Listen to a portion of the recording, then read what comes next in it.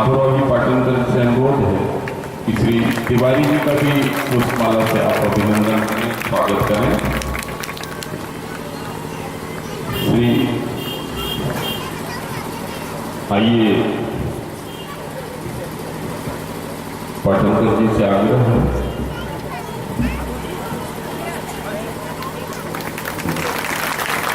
मैं आदरणीय तिवारी जी से अनुरोध करता हूँ कि संगीत सारंगी के प्रेरक हमारा मार्गदर्शन करें।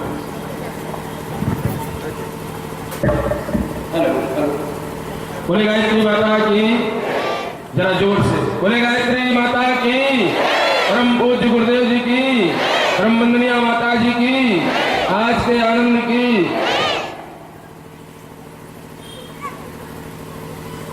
हिमालय से ऊंचे व्यक्तित्व को की ओर अग्रसर डॉक्टर चिन्मय पंड्या जी ने आज इस नगरी में परम पूज्य गुरुदेव और परम वंदनीय माता जी के प्रखर प्रज्ञा और सजल श्रद्धा के चरणों में प्राण का संचार किया, उनको हम प्रणाम करते हैं। आत्मीय माताओं बहनों तथा देवपुत्र भाइयों, मैं आपके बीच में भाषण देने नहीं खड़ा हुआ हूं, केवल एक बात ये निवेदन करने के लिए खड़ा हूं कि हमारे यहाँ भारतीय संस्कृति में जब कन्यादान दिया जाता है तो पाद प्रक्षालन किया जाता है। अपनी ही पुत्री का पैर छूते हैं कि नहीं छूते हैं? हाँ या ना बताइए, जरा बोलिए ना। छूते हैं ना, और दामाद का पैर छूते हैं, लक्ष्मी नारायण की पूजा करते हैं। परम पूज्य गुरुदेव ने एक ऐसा सौभाग्य हमको दिया। पूज्य गुरुदेव ने अपना शरीर, स्थूल शरीर छोड़ा, सूक्ष्मीकृत हुए। परम वंदनीय माता जी भी सूक्ष्मीकृत हुई। श्री वेद माता गायत्री परिवार ट्रस्ट ने पूजनीय हम सबकी जीजी, गुरुदेव की वंदनीय माता जी की सुपुत्री, हम सबकी जीजी आदरणीय सैलवाला पंड्या जी को इस गायत्री परिवार की अधिष्ठात्री बनाया। डॉक्टर प्रणव पंड्या जी को परम पूज्य गुरुदेव स्वयं अपनी लेखनी देकर गए थे। अखंड ज्योति के संपादक और अधिष्ठाता इस मिशन के ट्रस्ट के द्वारा बनाए गए। इस मिशन को इतना आगे जीजी और डॉक्टर साहब ने बढ़ाया जिसकी कल्पना पूज्य गुरुदेव किया करते, उनके सपनों को साकार किया। उसी कड़ी में मैं भी आपके बीच का भाई हूं, एक छोटा सा शांति का कार्यकर्ता लंबे अरसे तक रहा।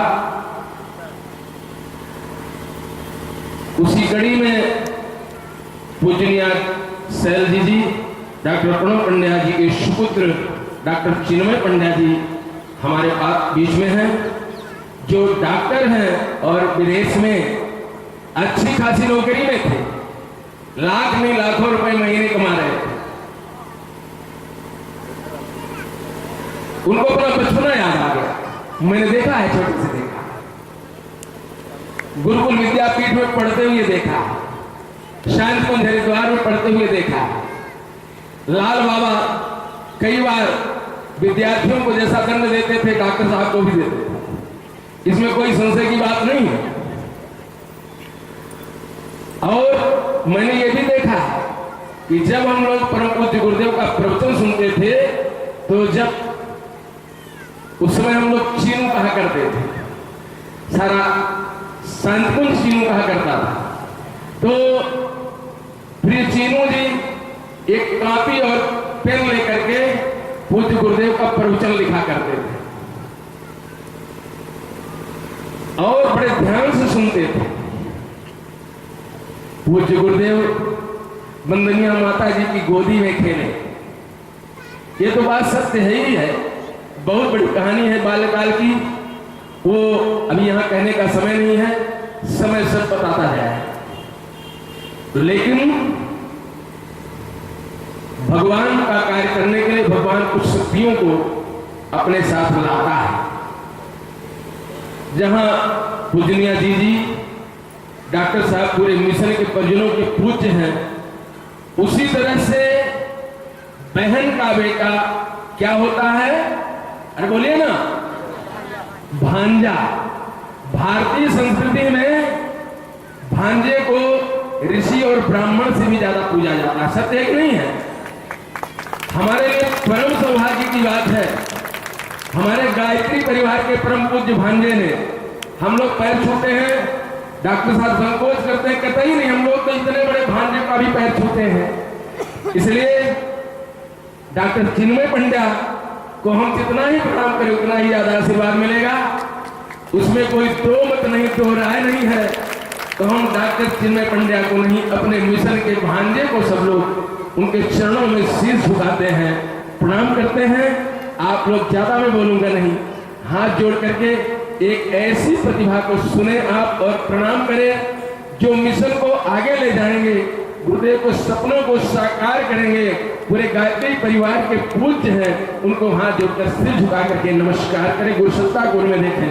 ओम नमो स्तुवनंता ये सहस्त्रमूर्तये सहस्रपादाक्ष शिरोरुबाहवे सहस्रनाम्ने पुरुषाय शाश्वते सहस्त्र कोटि युग धारिणे नमः।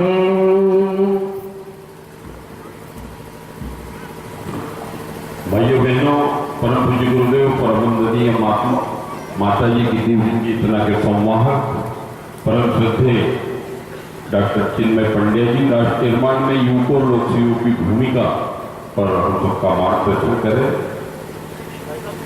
जोरदार तालियों से अभिनंदन, स्वागत। धन्यवाद सर।